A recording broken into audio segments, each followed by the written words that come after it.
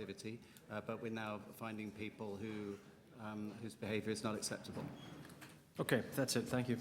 Thank you. Other questions? Commissioner Fragedakis. Sorry, I just had a question on page 46 about the testing of any of these ones that have tested positive, like on the drug testing. Have any of them, is there qualification of some of them, or is somebody, are any of these people on medication that triggers a positive result, or have any of them been like false positive? Because we know some things actually do trigger false positive results.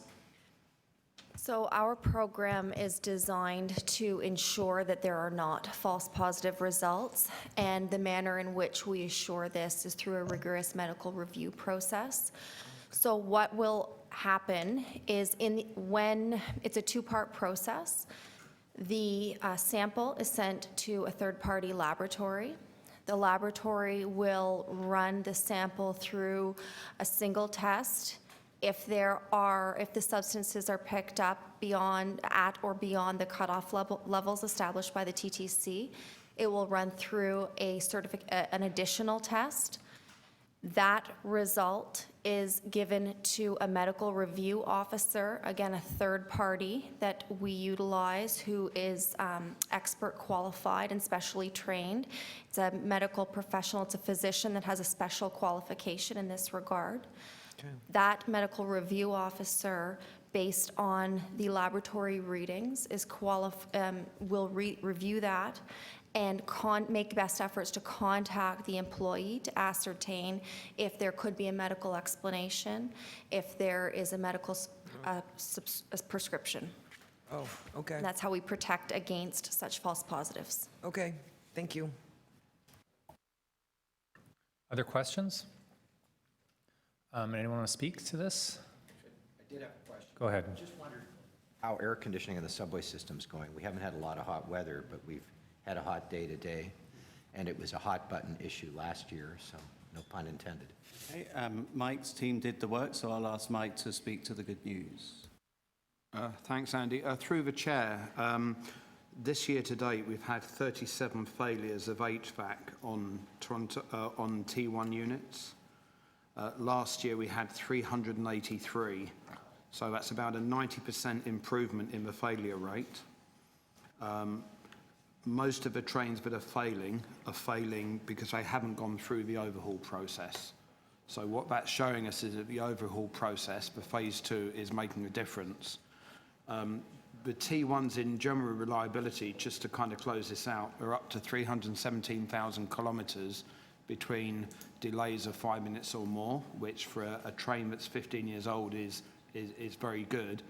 And I just wanted to highlight the Toronto Rocket is currently at 1,487,000 kilometres between failures of 5 minutes or more.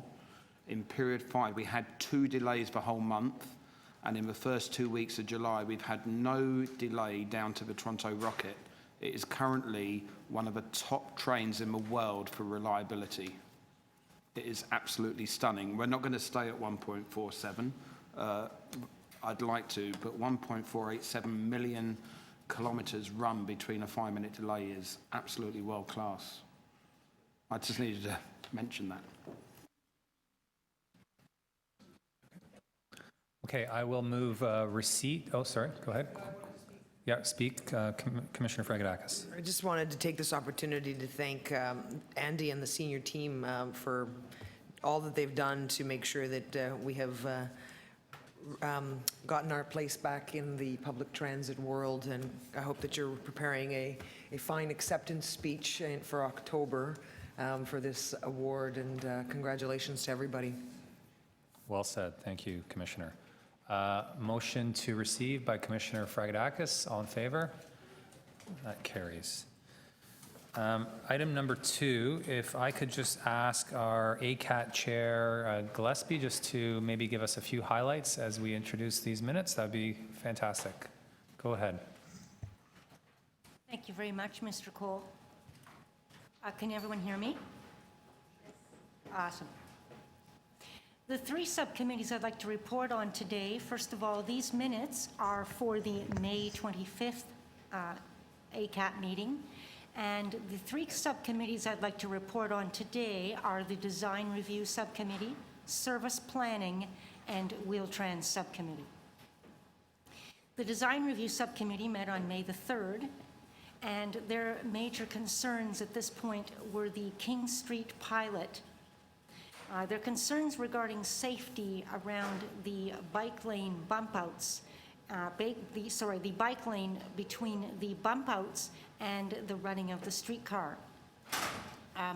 This concerns pedestrians attempting to access and board the streetcar safely, and also for those who may not be able to see those bikes whizzing by. It's one of those things that with the environmental sounds and nearness of passengers and everybody boarding and deboarding, it's major. It's a concern that the DRS wished to express to the board. The second concern of this committee was the presto update of the Fair Media transition strategy is outstanding. The impact of late delivery of the Fair Media vending machine devices could impact the end date of the legacy Fair Media, and creating some uncertainty among the different communities as to when it's going to happen, whether you have a disability or you do not.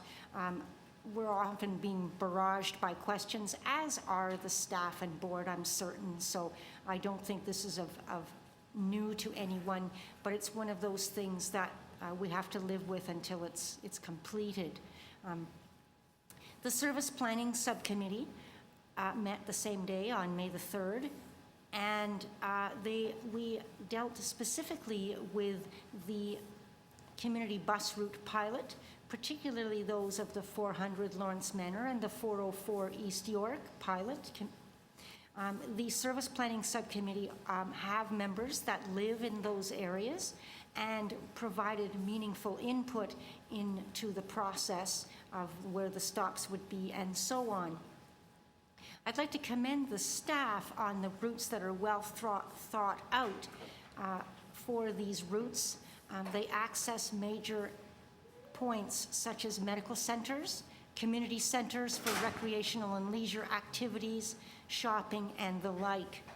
But more importantly, if not just as important, is the increased choice and flexibility to customers riding these routes and allowing more choice for those who wish to lighten the load of the Wheel-Trans family of services.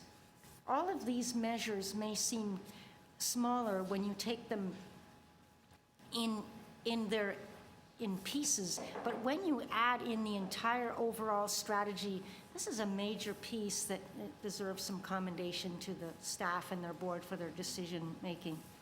A point of information on the choices made on these routes: much of the data gathering was taken from the Wheel-Trans frequently used trips for all of the stops along these routes, and that's a very interesting piece in how that is gathered and routes were determined by those routes. So I thought you may be interested in that little tidbit of information.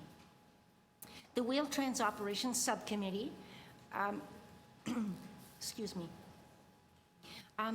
have been involved and in the awareness training sessions, accessibility awareness training sessions to better assist users, transit riders and users, particularly in light of the new eligibility requirements as part of the Wheel-Trans family of services. You may be aware that ACAT participates in these training sessions in an ongoing basis and provides input and answers questions from those on the front lines of the service, both operators and staff. And it's something that ACAT is pleased to do and lend that touch of experience to this process. I was going to mention item 8 in today's board meeting, but it's been taken off, so I will leave that, but I'd like to thank the board for accommodating that. And item 14, I believe, was also on my list, but again, we'll leave that because it was a notice of motion. So this concludes my report for July, and thank you very much for the opportunity, Mr. Cole. Thank you very much, Madam Chair. Does anyone have questions of staff on the minutes? Go ahead, Vice Chair Heisey. It's not directly on the minutes, but it's related to the accessibility issue. The board's not meeting in August. This accessibility summit is usually in the fall. I just wanted you to tell us, so everybody in the board can put it in their calendar, what date and time the accessibility summit is and place. So that was the first thing. And I would say to my fellow board members, it's a very valuable experience. You'll get more TTC talent in that room, numbers of knowledgeable people to answer every possible question you could think of. It's an amazing event. Okay, Commissioner, it's the 19th of September, which is a Tuesday, and it's at 6 p.m., 1800 hours at the Allstream Centre at the X. I beg your pardon? Oh, that's okay. 19th of September, which is a Tuesday, and it's at 1800 hours, 6 p.m. at the Allstream Centre at the X. And the next thing I wanted, it's in really question, it's a statement and a suggestion to the chair that we schedule perhaps a 1-hour meeting just before the Accessibility Summit in the same location of the board to encourage board members to be there and give them a chance to see what happens.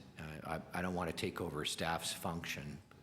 It's a staff event, but I think that the board being there is an important statement to the community, and that's a way to ensure having the pressure of a board obligation is not a bad thing always. So that's I throw that out there for however you want to deal with it. I will move receipt of the minutes. All in favor? That carries. If you don't mind, you want to reopen an item, correct? Yeah. So that is item number 8, a motion by Commissioner DeBaymaker to reopen that item, which is the procurement authorization amendments for Wheel-Trans. All in favor? I missed the opening of the meeting because I was meeting with our staff. Yeah, all in favor? Anyone opposed? One opposed, it still carries. As discussed, I suggested we do item number 13 next, and that is about the TTC Board Capital Project Governance. And we have a deputant on that item who I believe, is here. If you don't mind, thank you for this. We'll do that now.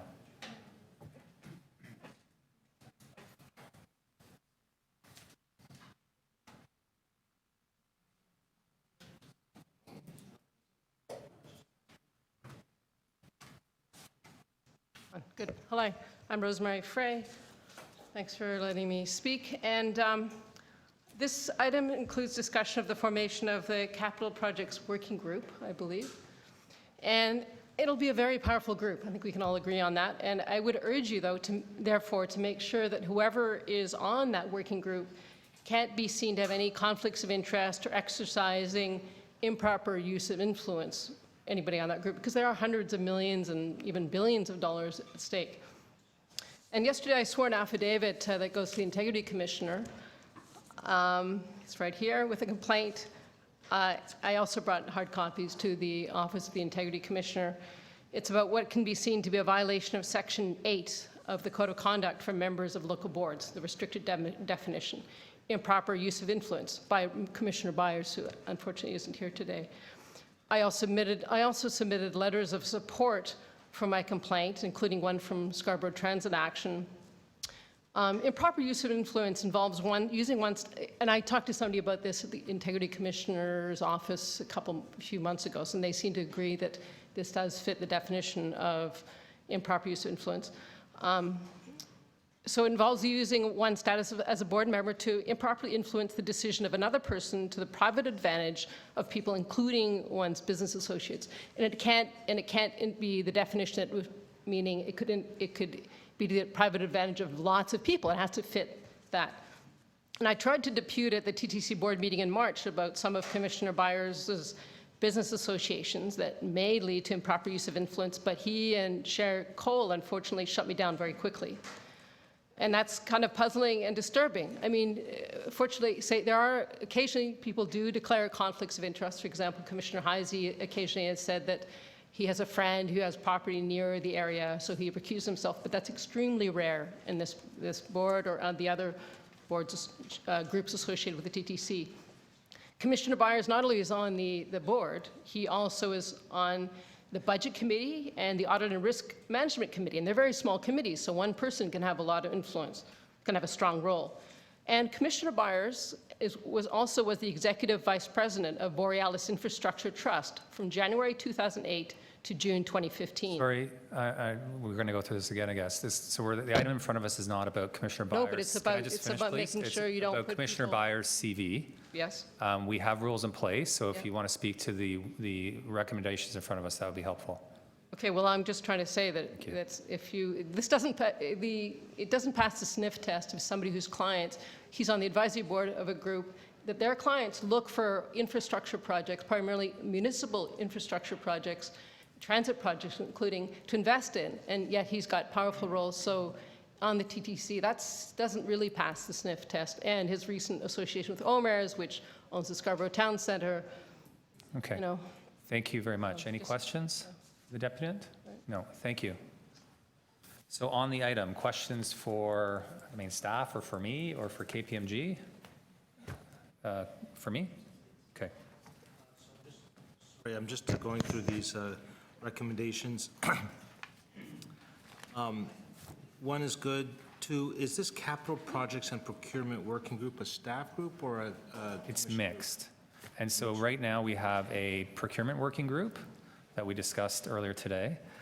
We have one's focused on just IT-related capital, and we have never had a capital one. And so the thought is, instead of having three separate staff and commissioner working groups, they're all major capital, they should all be governed the same way and have the same scrutiny. Let's bring it all together. Good, okay. And this capital, and then number three, the capital projects workshop. Which you've completed. Sorry, Which you've completed. oh, did I do that? Yeah. It's good. I was really stuck. Those were all the sessions we had, kind of Oh, going yes, through okay. the capital report and toolkit. And so it's, the sense is, if you're going to be on that working group, have a bit of the introduction first. Okay, great. Okay, I'm good. Thank you. That's all. Any other questions? To speak? I'll speak and just want to thank commissioners for kind of indulging me a bit on this, because we've had a lot of sessions and this has been at the board quite a few times. And while most of our capital discussions citywide and even at the commission tend to focus only on expansion projects, there's still billions and billions of dollars of work we do here at the TTC. And so I think it's important that, as you know, our role of being accountable governors of this organization and board, that we have a little more structure and process in place to give stronger oversight to all of this capital work that's done. And so obviously TTC staff have done a lot of work to this end. We've had a lot of good assistance from KPMG, and hopefully we'll be setting a new standard. And in fact, one of my motions that I'm moving, so there are 1, 2, 3, 4, and 5 in front of you, is also to encourage the City of Toronto now to catch up to us to where I think we're going in terms of the way we've reconfigured our review of capital projects from a staff side and from hopefully a committee and commission side of things. So I'll move those 5 items. A question, I guess. When do you suspect you'll be choosing members to that committee? But over the summer? Over the summer? Great. Okay, So maybe I'd say that, yeah, anyone who's interested, just let me know. But I would canvass the entire board anyways. okay, thank you very much. Other speakers? Thank you. All in favor? Opposed? That was, I'll just note that was unanimous. So now we jump back up to item number 6, which was held by, I think, Commissioner Campbell, who's not here. Oh, Min and Wong, sorry. Was this on the, sorry, go ahead.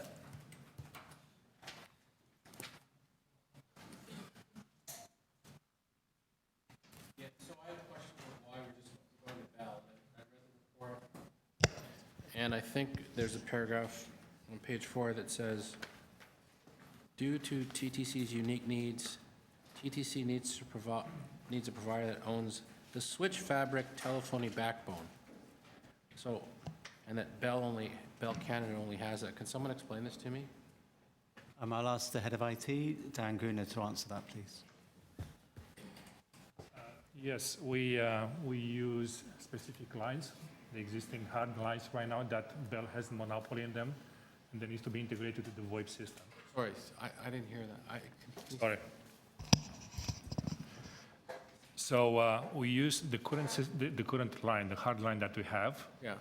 Bell has monopoly on them today, and that integrates with our transit control, and there needs to be seamless between the VoIP system and the existing hard lines. So we cannot convert all the lines, only about 80% of the lines to VoIP, and they need to have the continuity between the service.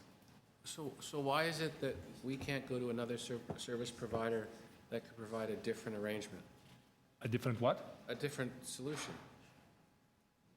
This is a standard VoIP solution, and it many services, and they don't have. There is no one in the market that can go and work with Bell on this thing. Sorry, there's no one on the market? There is no one in the market that they can go and integrate between a VoIP system and the Bell line. Yeah, Commissioner, perhaps I can help here. We have some pretty unique equipment down there.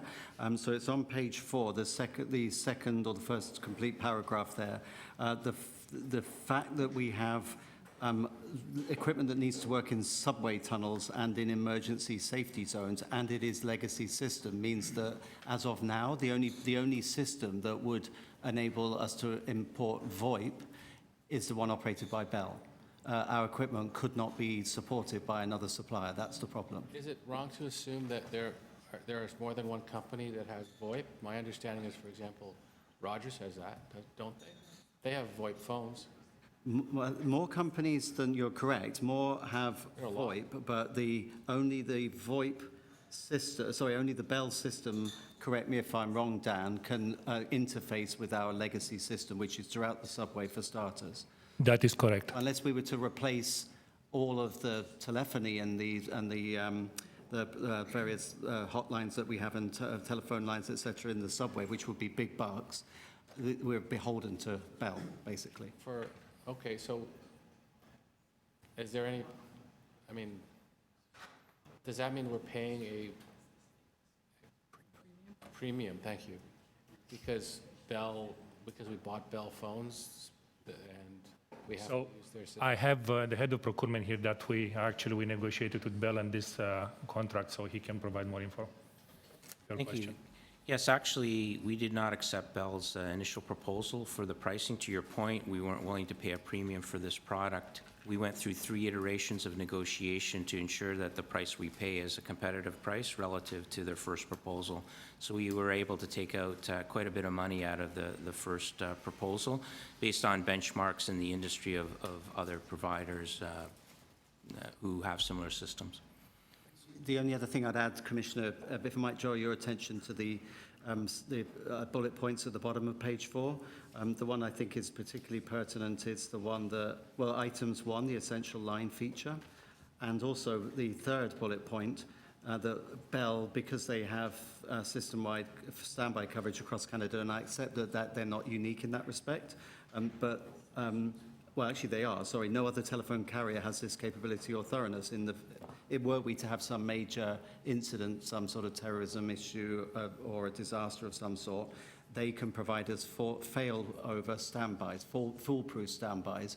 No one else can. So because of the nature of the subway, in terms of its safety-critical aspect and the age and uniqueness of the equipment, that's why we're going with Bell. Okay, a different question, but somewhat related. My understanding is we have some line running on the subway that we sold to Cogeco, but we kept 2 strands, which is it's a big deal apparently. Are we talking about the fiber network that is there? We own the fiber network. Did we not? And the subway, we do own the fiber network. BI, which is our Wi-Fi provider right now in the subways, they have a cable in there, fiber cable, but we do own our now. Outside, we try to go and piggyback in the city contract to go and connect between our offices and Cogeco, but that never worked out. That's a different. Outside of the tunnel, we had fiber agreement with Cogeco, with city, but somehow that contract didn't go nowhere because of litigation with the city. But in the tunnel, we do own the fiber. Other questions? Commissioner Lalonde. Yeah, I wanted to follow up on Councillor Minnan-Wong's question. My reading of the materials said that we were actually piggybacking on a competitive contract that was let by the city. And so that's how I got comfortable with the fact that this was standalone with Bell, is I presumed it was competitive when the city did the bidding, and we're simply piggybacking on their contract. Is that not true? That is true. Originally, engagement with Bell was based on that contract. City done their in-house VoIP system. We don't have the capacity and the headcount to do that stuff. So we looked at the existing city contract and actually extrapolate from that one, renegotiated the contract with them to use their managed services of the VoIP system. So it's similar to what city has. The only difference is that Bell manages the system for us, and this price includes the managing from the fees from Bell to manage the system. Right. It's similar to what we have today and what city has and the old legacy system. And I understand there's a legacy portion of our network that Bell has a monopoly on. But to Councillor Minnan-Wong's question, there's lots of people that can do voice over IP. And the reason we're going with Bell is not because they are the only ones that can do it. The reason we're going with Bell is because they won the bid with the city to do that service, and we're piggybacking on that bid. Is that correct, or have I got that wrong? No, yes, Okay. for both of them. Okay. Well, A, it's an extension onto the city contract, but B, it's the points that I was making to Commissioner Minnan-Wong, that in addition to the generic benefits that maybe others could give us, it's able to interface with our existing subway system and provide that failover standby that we see as critical because of the nature of subway business. Yeah, got it. I'm fine. Question from Commissioner De Laurentiis. Just on the legacy system, then, legacy systems don't last forever. Would we have any plans to run that out and therefore opening up opportunities for us to go with competitors? So those are safety critical systems. Technology doesn't exist today. Eventually, we'll be looking into something to replace those things, but Bell committed to us for the next 7 years to continue to support those systems. And we'll have the plan during this period of time. Right, so my question is to that, beyond those 7 years then, would we in the interim be looking at other approaches or replacing the legacy system? Or- We'll investigate it as we move forward, yes. And Commissioner, I should add that we have no funding to do that right now, but as with any system in the subway or for that matter on the surface network, over time, we're going to have to replace everything. For now, we can keep this going.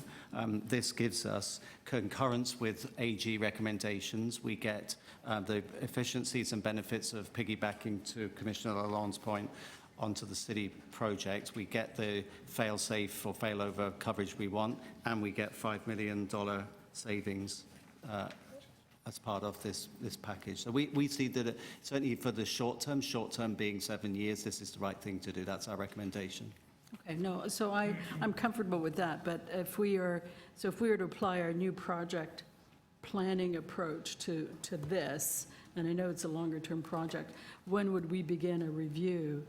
When would we put it into our project planning to determine whether the legacy system would be replaced? Would that be 4 years out, 5 years out? I'd have to take that on notice. I mean, we'd have to look at the specifics around lead times for this project in order to answer that question. I'd be happy to look into. No, fair enough, but I guess my recommendation would be that we, as we create the project structure around all of the key elements of our operations, that we also consider where the communications component fits in and then what that project should be looking like. Because I think these sorts of projects should likely have a 10-year lead time. You start kind of framing them out 10 years in advance with And I entirely agree. And we've been playing catch-up in so many aspects of our IT infrastructure, which is why we're rolling out SAP, why we're replacing the time-expired 1970s CIS infrastructure on our surface fleets, why we're replacing our existing radio system with what's called a Tetra radio system. So progressively, we are updating these things. There is a lead time associated. This needs to join that queue. Good, okay. And any other questions on this one? To speak? To move staff recommendation, Commissioner Lalonde, all in favor? That carries. Item number 7, procurement authorization, Glencairn Skylight. This is the one Commissioner Campbell had questions about. And he was here. He's not in the room.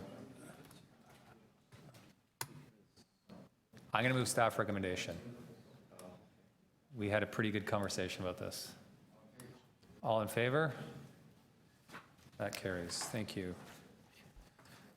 Item number 9, we have a deputant, Alan Ewell. I'm sure he's ready to go.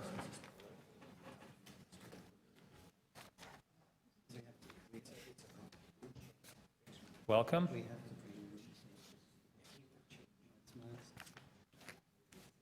Once you're settled, I'll start your time. Go ahead. I support the expansion of the 400 and 404 community bus routes. Community buses play a significant role in our overall Wheel-Trans conventional family of services plan. Since the performance standards for these routes is 6 to 8 passengers per hour, the more people we convince to take these pilot projects, the better these routes will perform. To make this pilot project work, we can't do things the way we usually do. Right now, the biggest demographic with the least amount of computer savvy is still seniors. Seniors make up a significant portion of the customer base for community buses. We cannot just rely on our usual web-based changes to inform our customers about these route changes if we want these routes to really work. It is not cost-effective to maintain hard copy bus schedules at all of our conventional bus stops. These route schedules change every 6 to 8 weeks.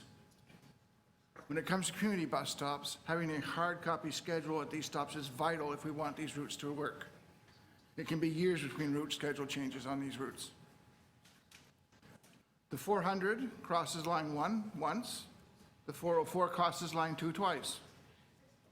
At these subway stops, we need to have large format signage. These signs would show route information and scheduled times on them. These signs would also educate our customers on these routes. While primarily these routes are designed for seniors and people with mobility issues, anybody with a valid TTC fare can ride them. Posting hard copy schedules at community bus stops and letting our customers know that anybody with a valid TTC fare can ride them are key factors in driving our ridership up to and even beyond the performance standards on these routes. Remember, I still want us to eventually use little big buses on community bus routes. In order to do that, I need to prove that we can fill up our current itty-bitty buses on these routes. Thank you. Thank you. Any questions for our presenter? No, thank you very much. Questions of staff on this item?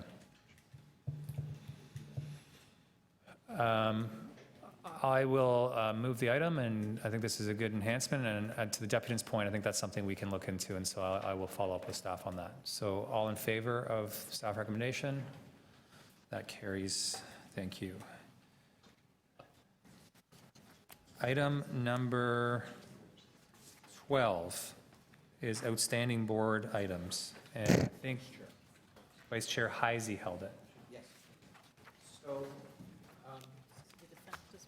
I was pleased that City Council just approved the King Street pilot, and I've had a hobby horse for about 13 years, which is to try and get photo enforcement on King Street. Now, it would only be my hobby horse if the city and our board had not approved the King Street pilot. But to me, it's an example of our lack of commitment to surface transit, that we've had a standing way to create enforcement on the Bay Street Clearway and the King Street, a new idea, camera enforcement. And by the way, I was in London in June, and transit lanes are enforced by camera there. You get a fine in London, England. No one thinks anything of it. It's very common. They warn you that transit lane enforced by camera. You see the sign. And I brought this item up at this board 4 years ago, and I brought the same issue up at the police board 15 years ago. So I don't let go. But I have to tell you that I think this is a very important issue now with the King Street pilot pending. I think the King Street pilot, its big Achilles heel, is the enforcement issue and how it's going to be done. Taxis after 10, cars before that, et cetera. And if without camera enforcement, I'm very doubtful of our ability to get surface transit priority corridors policed properly, because there's never going to be enough police to do it. So this is my rant. If it doesn't come, and the fact we're not getting the report till December of 2017, when it's been sought since 2013, I could accept it if it weren't for the fact of the King Street pilot. But don't we need to give this more emphasis? And not just this idea, the whole idea of what are the ways to make the King Street pilot work from an enforcement perspective? What tools do the police need? What tools do we need to ensure that we've got the corridor open and people not making illegal lefts, et cetera, et cetera, et cetera? So that's my piece, with no specific suggestion as to direction, because I've been working at it for 4 years and have singularly failed. So. Just maybe I'll help that along with a question of staff. Is it not provincial regulation that's holding us up on any of these kind of measures? You know, streetcar door cameras? Oh, for sure you'd need that. Yes, it is. It's provincial legislation. So this isn't entirely within our gift commission. We haven't forgotten about this. I take the point about the connection to King and the associated time frame. So with Kirsten, we'll have a look and see if we can do that more quickly. But in order for it to progress, we still need others to play ball.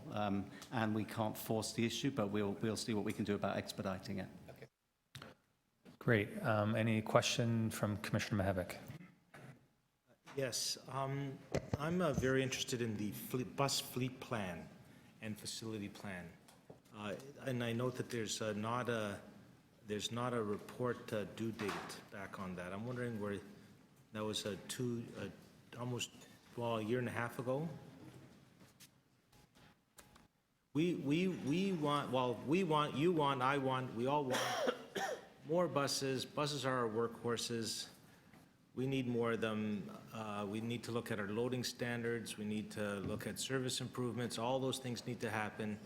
And the core that our basis for doing that is going to be, frankly, a very strong bus fleet plan and a facilities plan.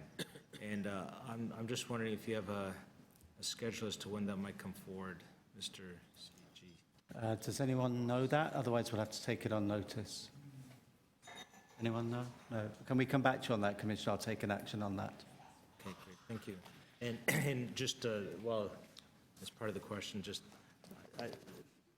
be strong, be bold, be noble, and that can serve as the basis for us really kind of taking the TTC to frankly, the next level, I think. It's going to be that bus plan.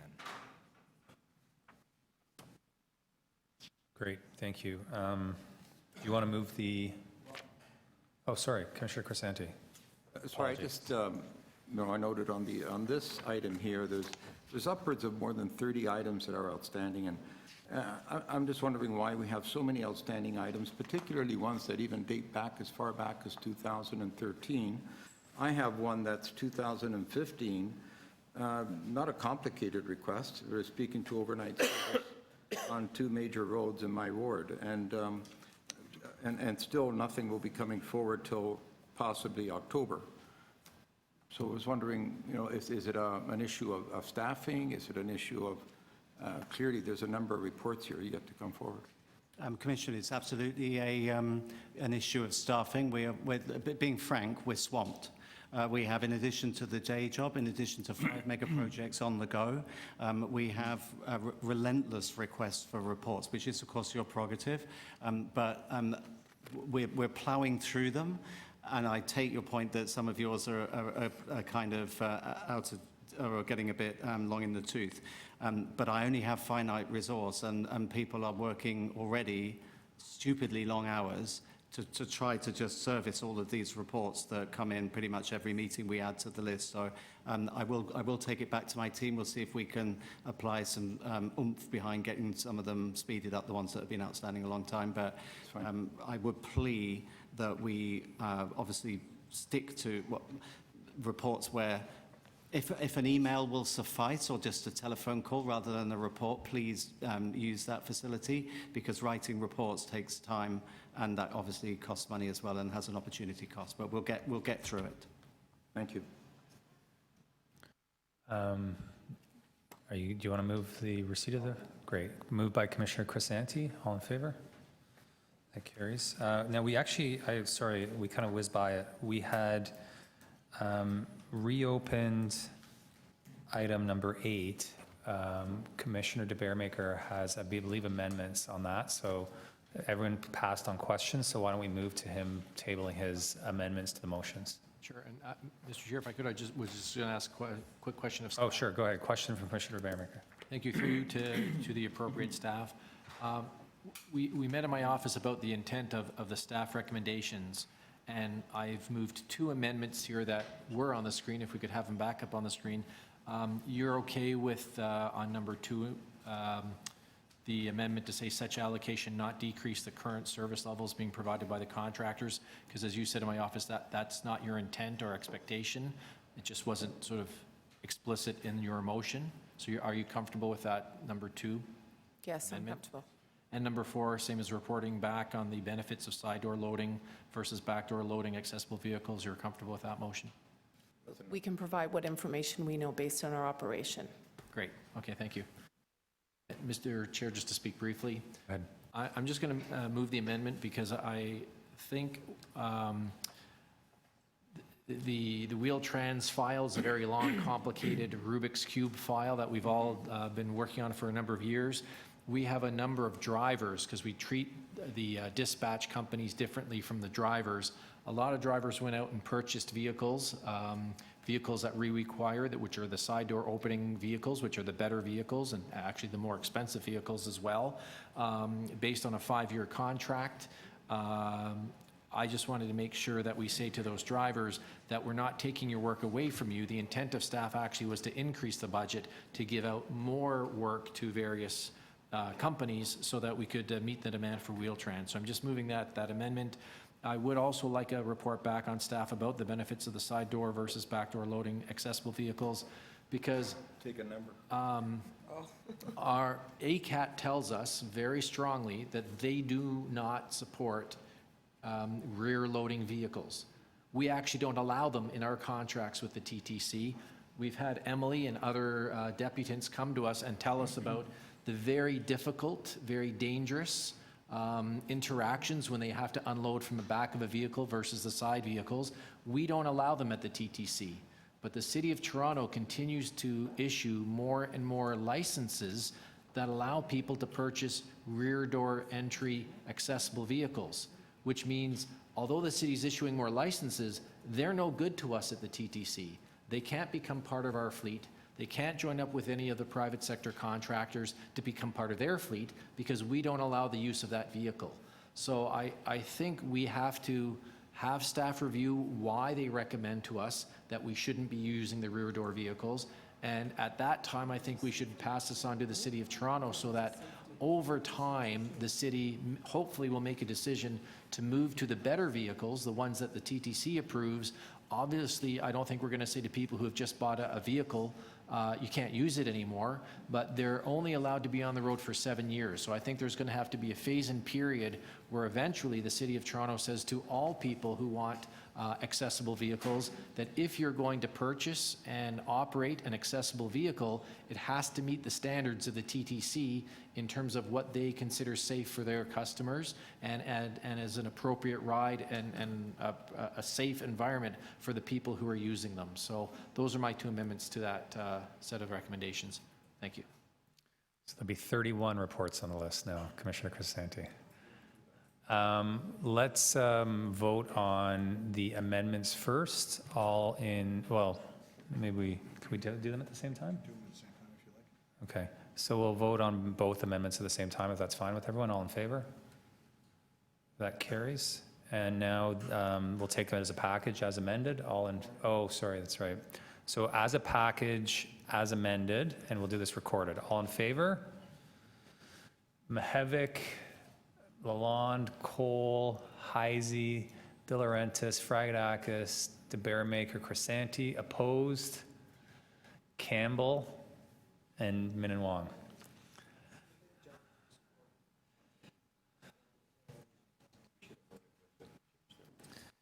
Okay, we have a deputant on item number 14.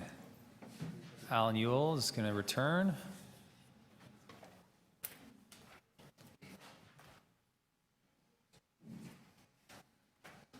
And whenever you're ready, I'll start your time. Go for it. To be fair, the streetcars in Toronto are not an off-the-shelf product.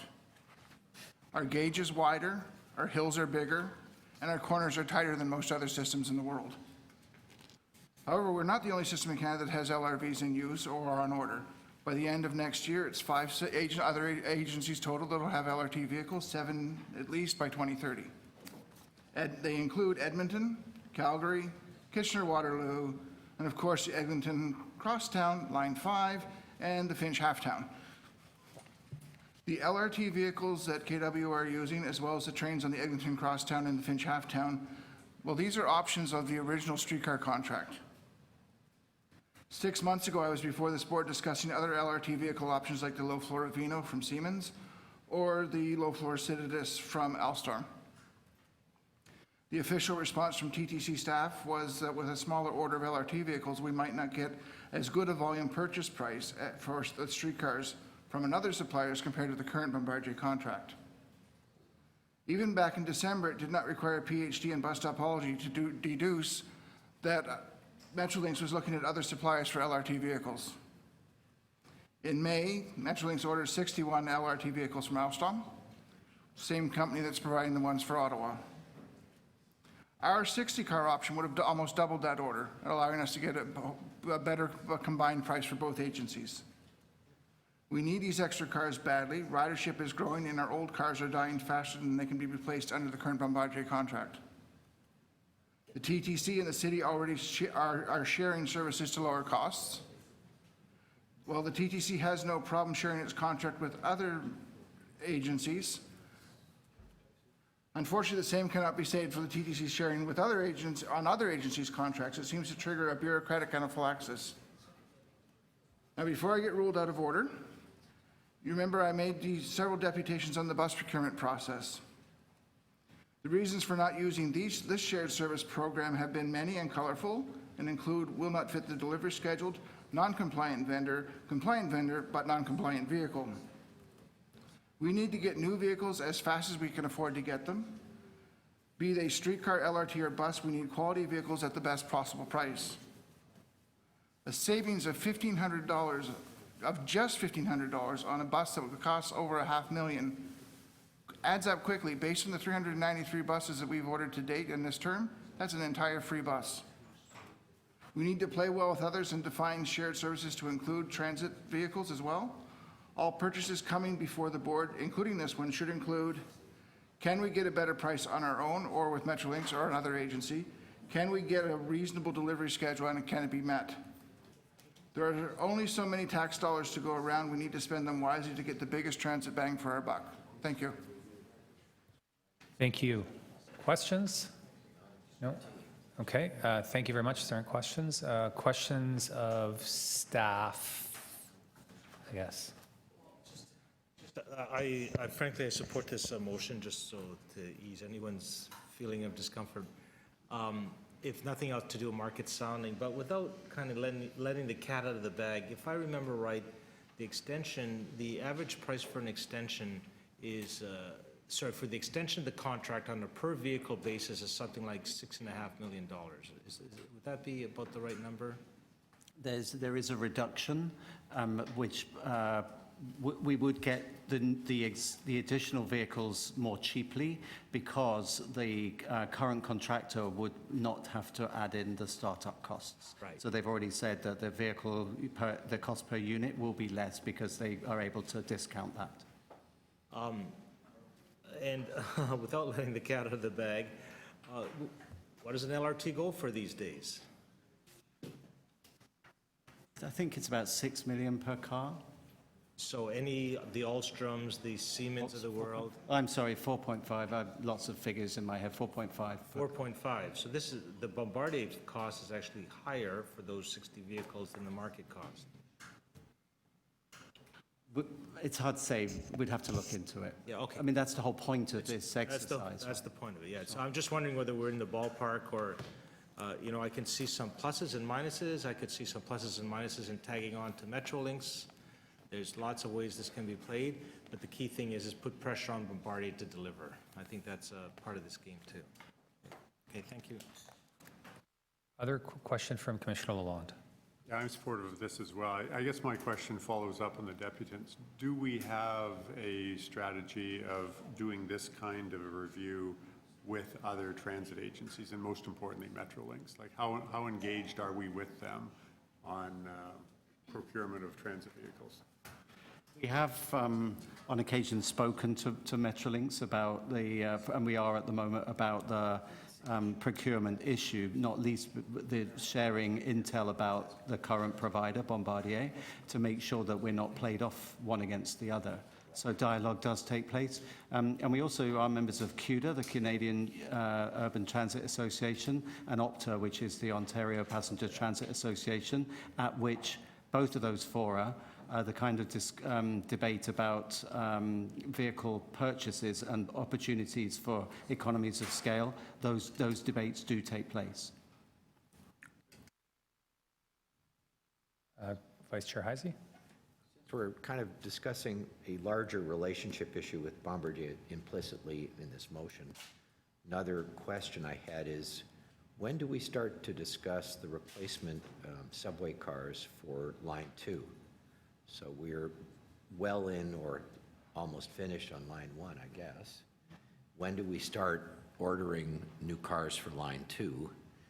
And how does that relate to procurement, and what thoughts are we developing about how we're going to advance that? Because I'm sure that's in your time horizon. Very much so. And I'll ask Mike as the COO to answer that, because that's, again, a very topical issue for us at the TTC.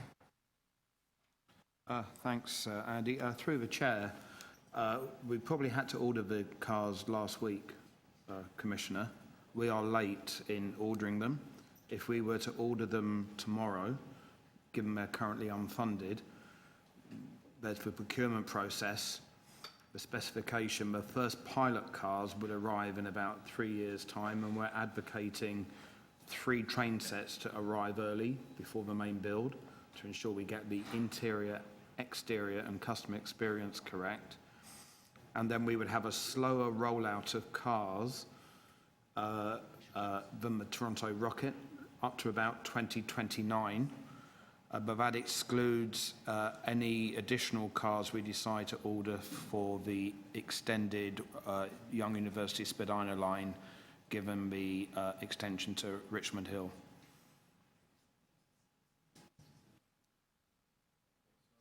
You're fine? Okay. And can we just, we're really starting to veer here. So, yep.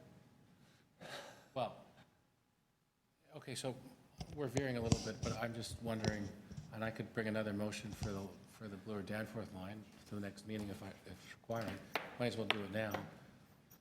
If we're behind for the Bloor Danforth line, for the subway cars, but we don't have money for it, it doesn't make some level of sense to kind of find, will we be going through a process where we're going to seek bidders, any company that wants to bid on this process? Is there enough runway to pre-qualify them and see what products that they have? I'll answer that if I may, Commissioner. I mean, I'm not sure, Mike, that I'd agree that we're behind. I mean, ideally, what I think the point Mike's making is that there's a long lead time to making sure you get the right train for the right line. So the other thing we want to do for line 2 is where the signalling and the train procurement were done separately for line 1. We've learned from that process. We want to make sure that well, what ideally we want to do is completely modernize line 2 and ideally have trains and signalling systems that are compatible with those on line 1, such that you can move the trains between the 2 lines. So nothing is ruled out, but we've got to start on the specs soon. So if what's behind your question is, does that mean that we end up having to use the same rolling stock and signalling providers, my view is no, it doesn't, but we need to be careful to make sure we still have compatible interoperability. I won't spend too much time except to ask maybe 1 or 2 more questions, just on this, because it's actually very interesting. So what you're saying is, we didn't build in an inflexibility where we're constrained on the Blue or Danforth line, that we have to use the same cars that we used. There are some operational advantages to having the same rolling stock across basically the whole subway, but we're absolutely not locked into having to have the same trains, no. And just the other question, so you said, the only reason why I said behind is that was the words that your staff used. My second question, so you also said long lead time.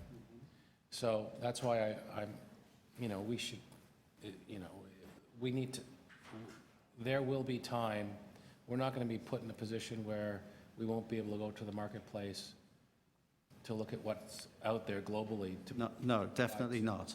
The only reason Mike made reference to time, and I would support him on that long lead time, is because particularly if you don't go with just a follow-on order from an existing supplier, there's a long lead time to enable a new supplier, for example, to tool up and to go through a procurement specification. So nothing is ruled out. Let me set your mind at rest on that. But my team is already, and Mike's leading this, putting together a total route modernization program. It will be a mega project to cover new signalling for line 2, which dates back to 1966. So we want ATC on line 2, for new trains for line 2, and the T1s still have some life left in them, and a new yard for line 2. What is the lead time that you need? Mike, what would you say, lead time for a train? It depends if it's a follow-on order or if it's from a standing start. Standing start? Standing start, what would you say? If we were to press the button today, I would expect the first prototype train, not necessarily built in the final location, to arrive in 3 to 4 years, depending on our spec. But our spec is going to be tight because of the interoperability with Line 1. Commissioner, it may help in September, we're presenting the Line 2 modernisation to the board, and that might give you some context on the relationship between the signalling, the new yard, one-person train operation, ATC, the Scarborough Extension relief line, and platform edge doors. Okay. All right, thank you. Other questions, or I guess to speak to this? I think it's pretty, I think we're fine. yeah. Do you want to move the? Yeah, Moved by Commissioner Min Wong. All in favor? That carries. And a motion by Commissioner Crisanti eagerly to adjourn. All in favor? Thank you very much, everyone.